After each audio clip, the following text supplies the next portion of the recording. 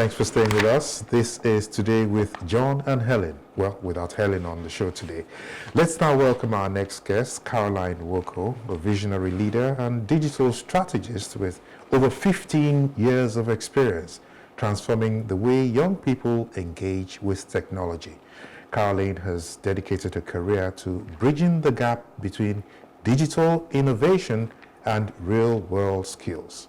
Her groundbreaking work has empowered countless young individuals to harness digital platforms, turning simple clicks into powerful opportunities for learning, creativity, and community impact. And whether it's through pioneering educational initiatives or shaping digital media strategies, Carolyn's passion for technology as a tool for progress is truly inspiring. Carolyn Woko will be sharing her insights on how we can unlock the full potential of youth in this ever-evolving digital age, and how every digital interaction can be a stepping stone towards personal and societal growth. Something tells me this will be an enlightening conversation that's sure to spark ideas and ignite new paths for progress. So I want to welcome you to the show, Carolyn.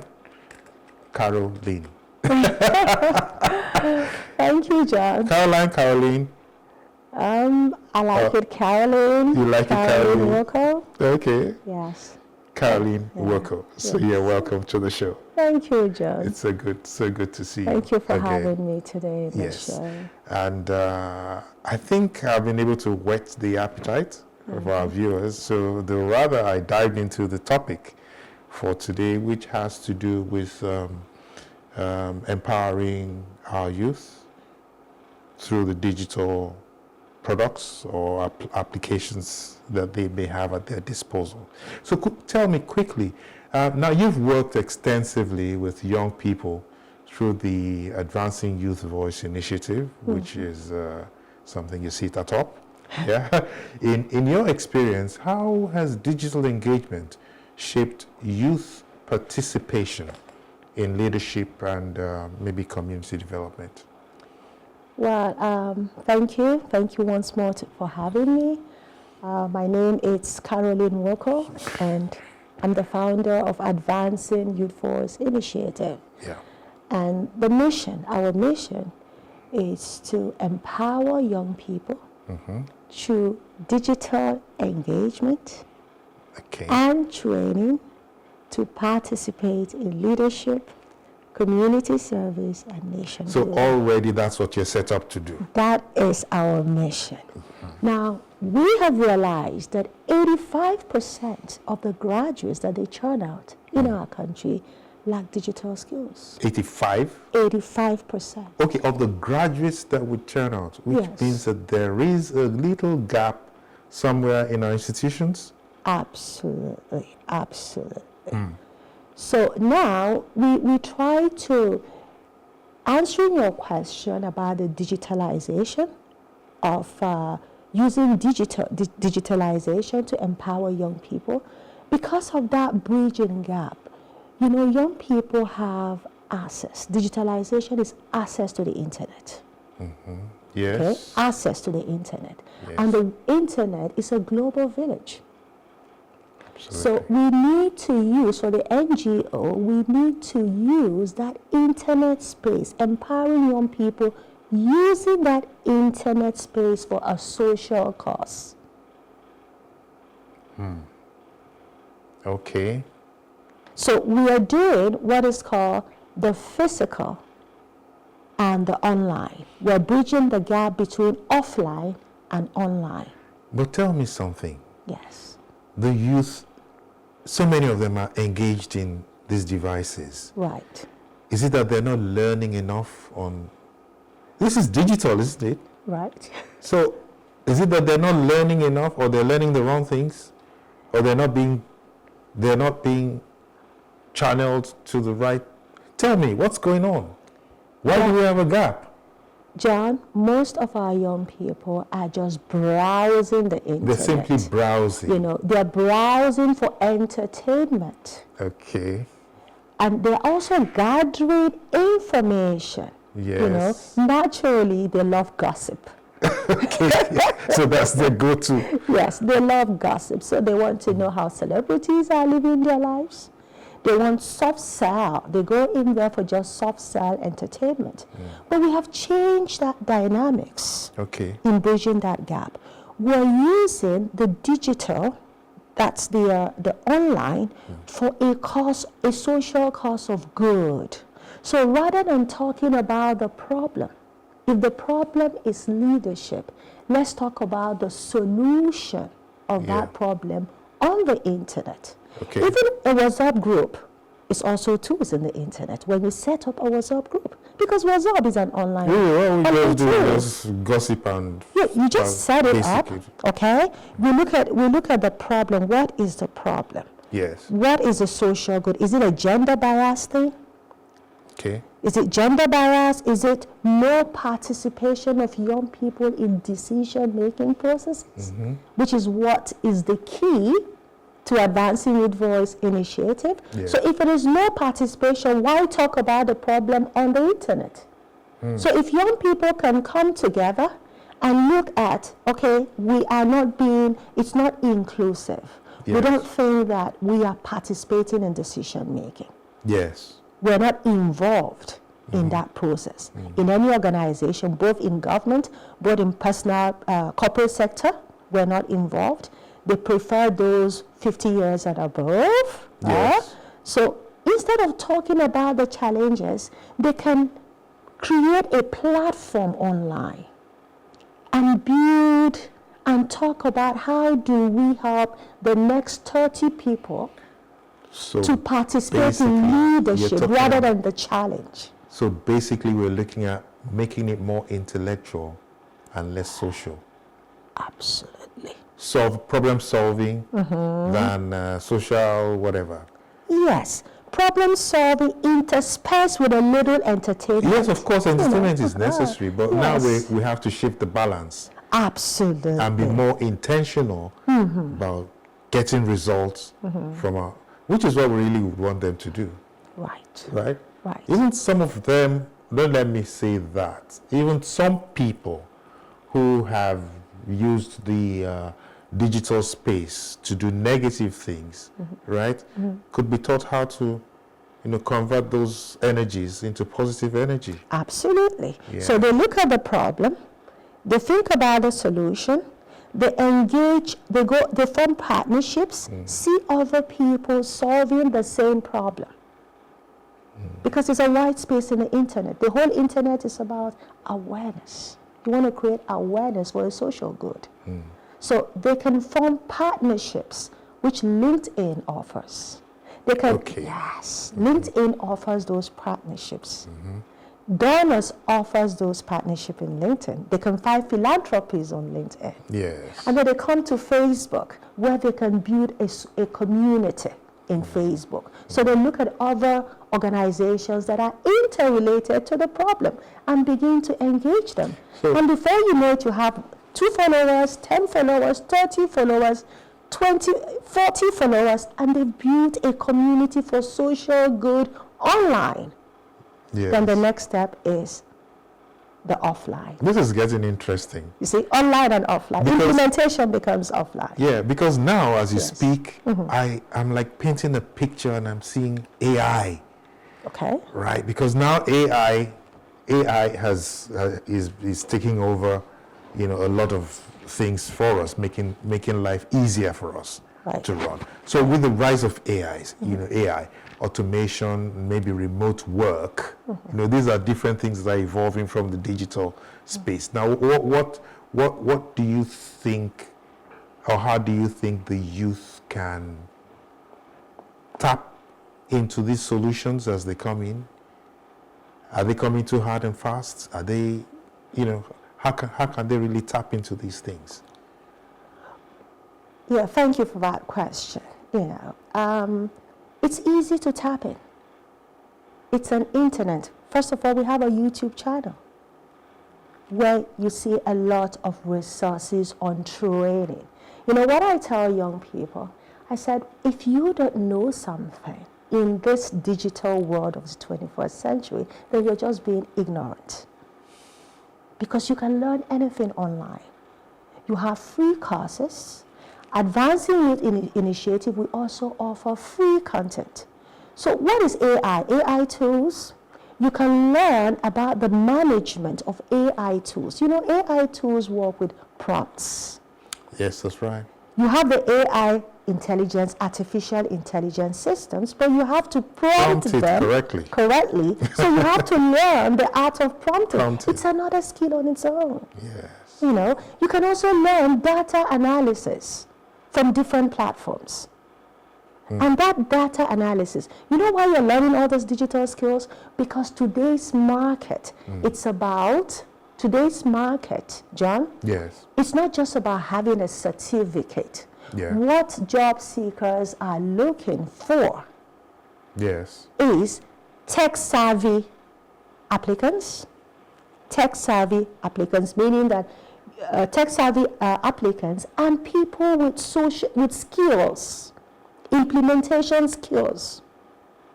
That's what the job market is. Yeah. So if you're tech-savvy, you'll be able to look at data analysis, you'll be able to study data analysis, you'll be able to study content creation, to be able to churn out content, and then you have these skills, which is team building skills, collaborative skills, communication skills, critical thinking skills, John.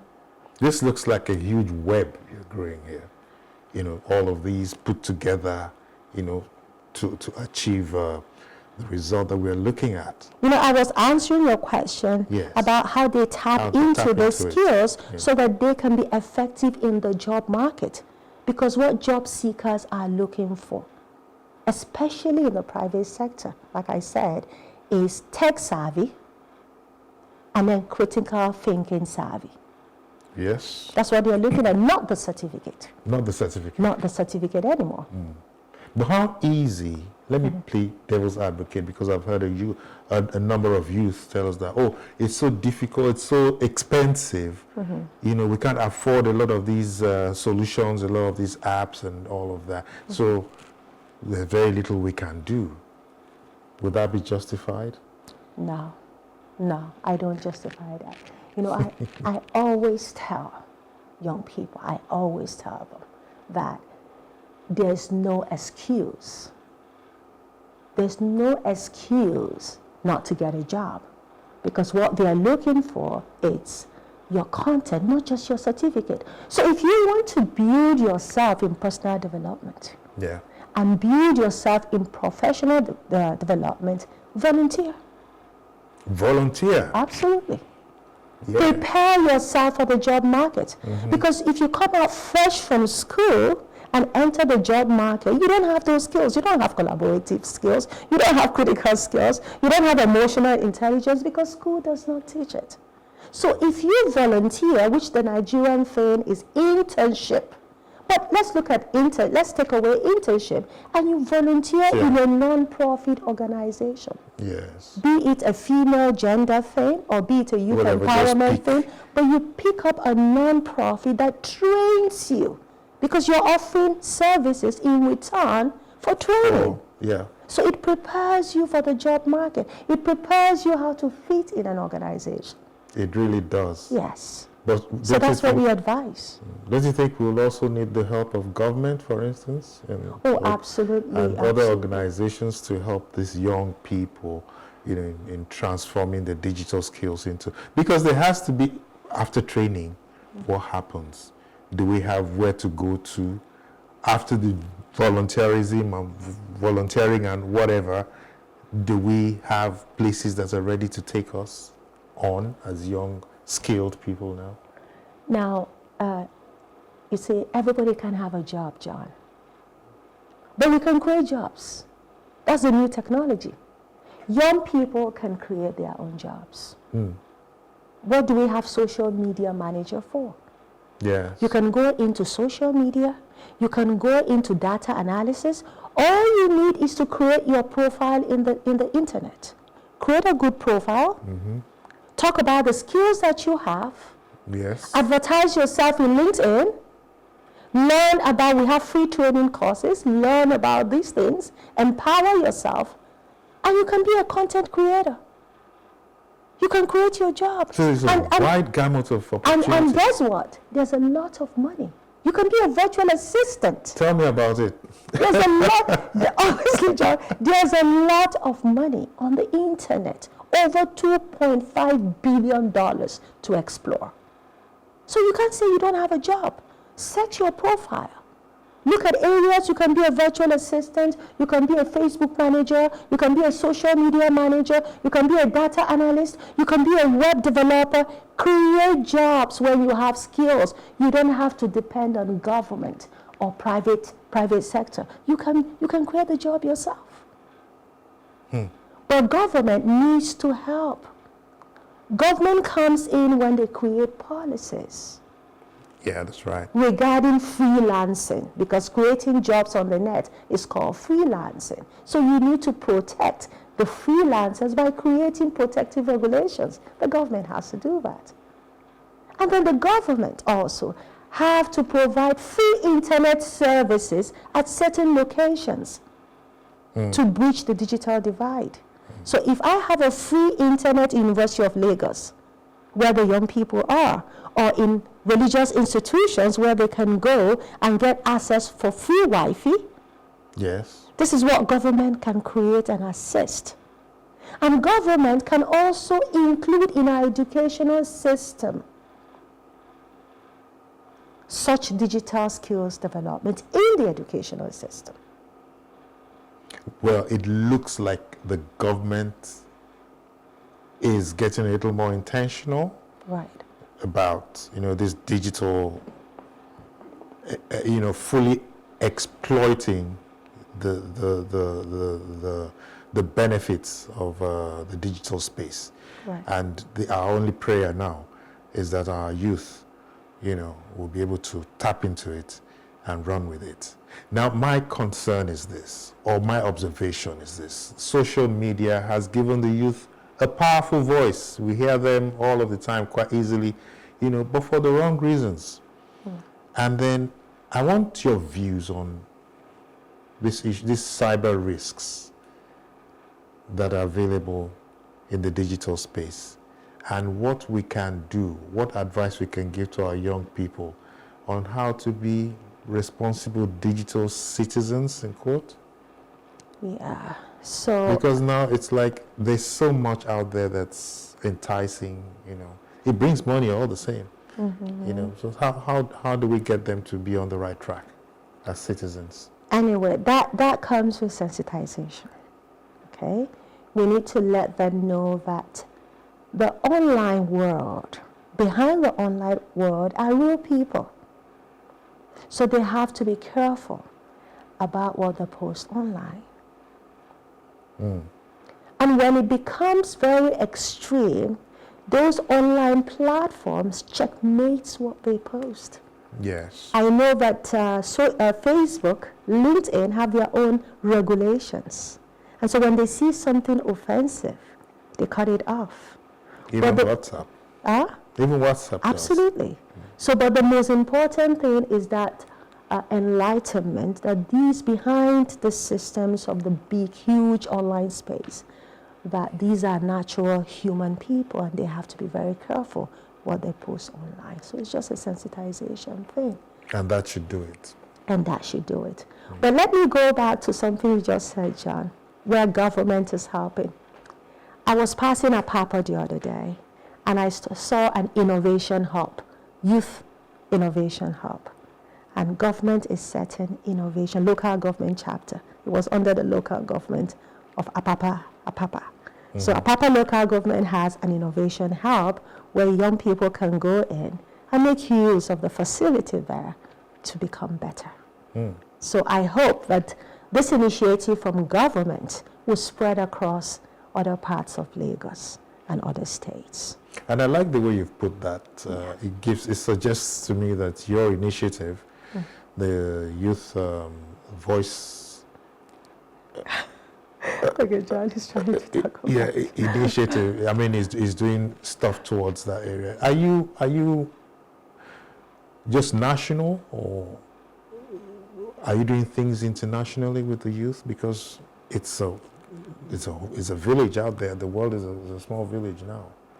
Yes. AY approach, John. Yes. We have an AYVI, Advancing Youth Voice Initiative That's approach. it. Yes. You know, my team, their approach is the offline and the online. Okay? We use the offline because, like you said, it's international. The Yes. internet is a world wide web, www, world wide web. So we attract subscribers, okay? We attract because we have monthly newsletters to talk about our training programs, our workshop programs, the seminars we conduct, the events that we do, and then they subscribe to it. Yes. And then we have resources in our website, which is www.advancingyouthvoice.org. So we have empowerment resources that they go through that to build content for themselves. Because you can't change a nation if you don't reinvent yourself. Great. Yes. You want to be a leader, you have to start with yourself. So we offer online, because I said it's an online, offline approach we use. So we offer virtually Lead the Success Series, which is a personal development training program. And then we now do the physical approach, which is the classroom. Okay. Which is teaching them using the classroom approach on how to build, to take responsibility, where you have E plus R is equal to O. Yeah. And then where you set vision, because if you're gearing towards leadership, a leader must have a vision. So we teach them the skills of setting vision. Then from the vision, they set a purpose, knowing that they become intentional in their approach. And then we teach them. We continue again to teach them I see a lot about of communication mentorship. skills. You know, I see a lot of mentorship in this. Now, what role, does mentorship and leadership training play, in helping our youths, to grow? Well, mentorship, it's wisdom, John.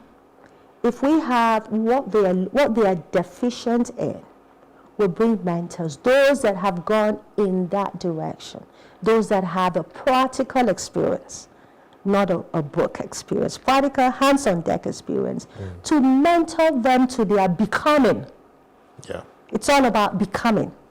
Okay? So those with those practices, we bring them together and they have daily mentorship. It's called mentorship. Yes. Now, with mentorship comes leadership. Now, leadership is teaching them the skills on how to serve their communities. Yes. Because most people interpret leadership as domination, as control. But it's not about that. It's about service. Leadership it's is about service. Yes. Yeah. So we teach them about building a vision and building goals.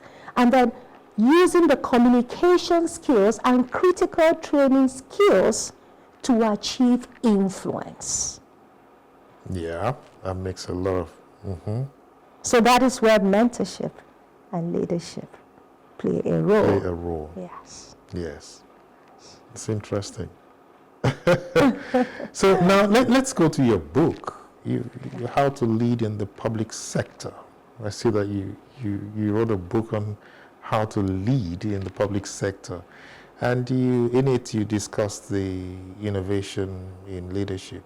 How can young people interested in governance and public service use digital tools to become better leaders? I would want to ask. Well, we have digital apps, which is a data analysis. So we train them on that. So if they have a good training, they're empowered with digital analysis, they become more critical in their decision-making process. Yeah. So they can analyze huge data in the public sector. Because in the public sector is huge, so you have data. So they use that data analysis to make decisions. That is one. Two, let's look at planning tools. We have different planning tools for productivity and high performance. So they can use those tools. It doesn't really matter if they are right physically there, wherever they are, in government. Government involves traveling, training, doing things. They could be sent for one meeting or the other. But with those digital tools that we train them with, you have the ones that are already on ground, like Asana. You have Trello, which we used to call the intranet.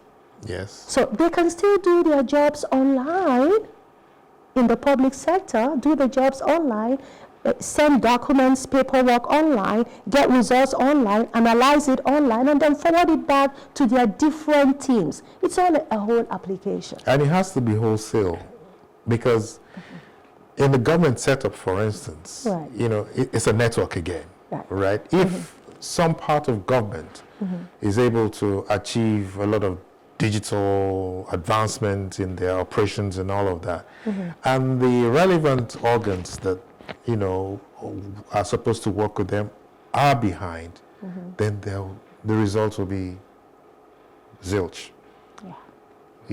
So we would expect this to be a collective, a whole, a wholesome progress.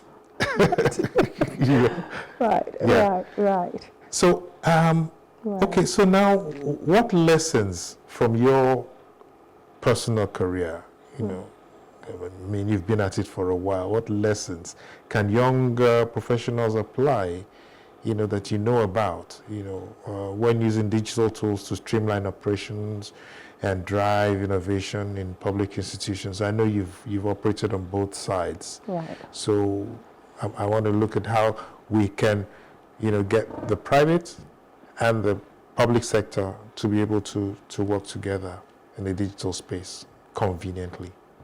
What lessons can I advise them on? Yes.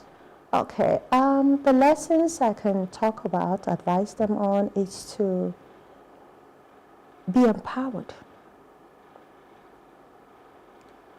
Empower. Be willing to learn. It's very critical. And there are different tools to learn. There's everything is in the internet.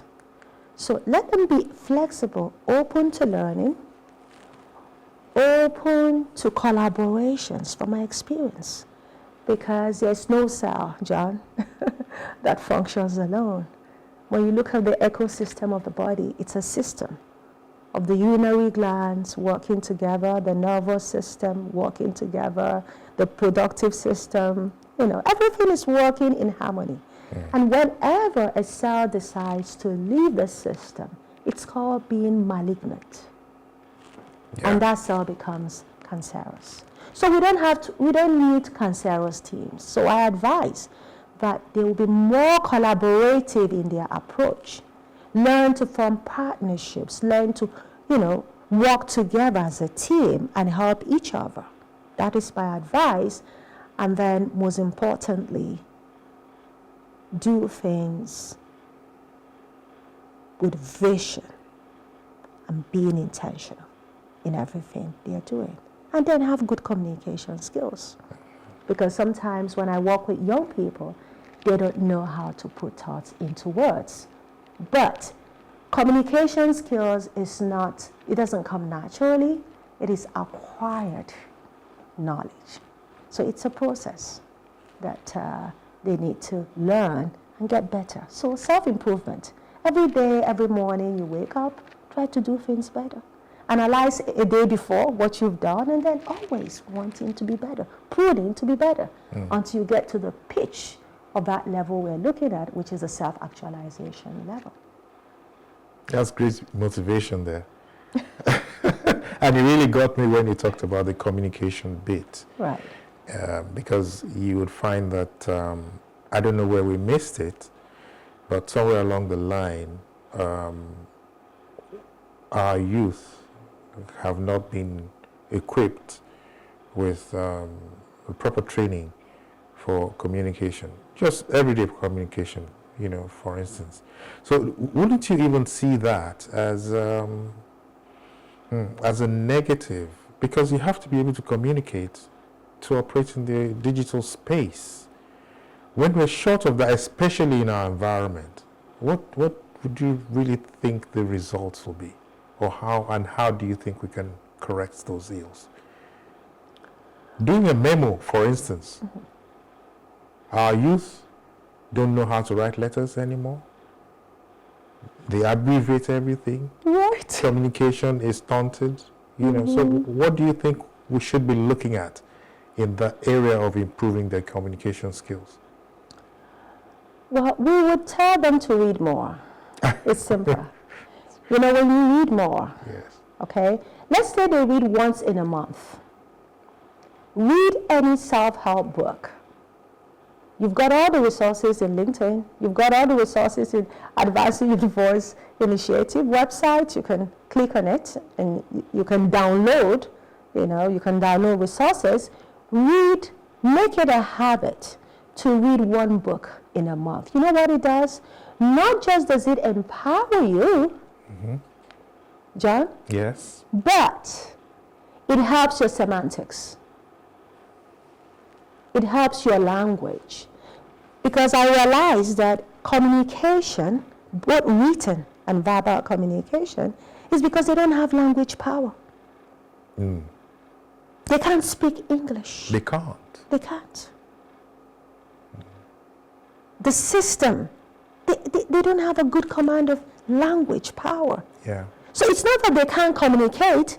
If you can speak their language, their local ethnic language, of course they communicate well. But it's just the English language. Some of them is deficient. But if they read books, that's the fastest way we did when we were in high school. The more books you read, the more you see grammar, the more you learn things, and the more you learn to express yourself. Absolutely. So everything, John, is focused on self-development, developing self every day to get better.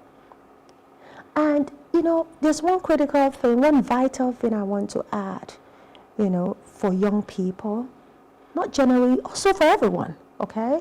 Life is temporary. Bracket open, we're born into time. Bracket close, we will leave time. So if you have it at the back of your mind that this is a temporary abode, then everything changes. You become conscious that time is a very limited resource. Yes. And that I have to do something before I leave this beautiful planet. I want to be remembered for something. It's not just being an excellent parent. It's not being an excellent friend. But I want to be remembered for social good. And I have this wide online premises that I can utilize for social good. Great. I was actually going to ask you to, as we wrap up this discussion, Right. just give one advice to the youth out there concerning how to get themselves empowered digitally, because that space is so wide and it's waiting for them, to get into. Just one word. Bridging the gap. Build a bridge across online and offline. Online for awareness, for connectivity. You meet incredible people that you have never met online. And then accompany it with the physical. And the physical is implementation of the online, the virtual. So build this bridge. Navigate in such a way that you have an online activity as well as a physical activity.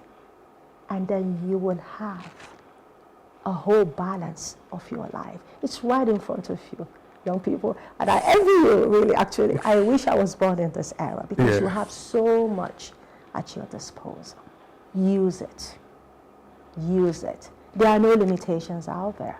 The partnerships, the people you meet, build something. Let us make a difference in our community. It's not just government, but we have to make a difference in that community. So if you say Nigeria, things are not working in Nigeria, it's also because of us.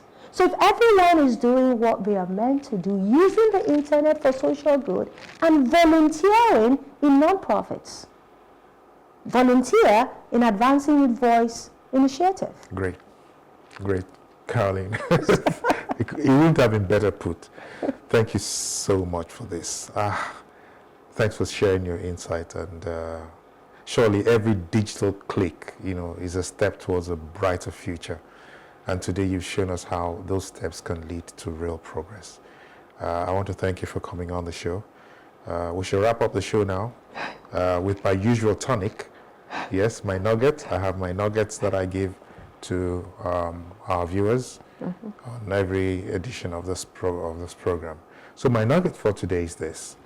The greatest mistake you will make in life is always fearing you will make one. And it's by Albert Hubert.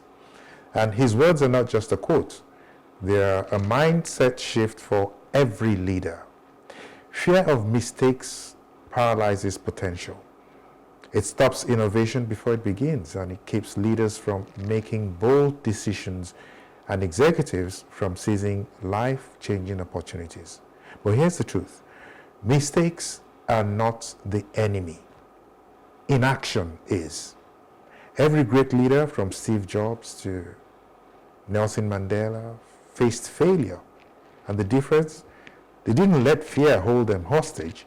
They embraced the lesson, adjusted their strategy, and they moved forward with confidence. So today I challenge you, step forward, speak with conviction, lead with courage. The only real mistake is letting fear stop you from making an impact. So go out there and don't just lead, but lead boldly. And that's it for the show today. I hope that Helen will be here with me next week, but I've had a great time today. Thanks so much for being with us. This is Today with John and Helen live, and I'll see you again next week. Bye for now.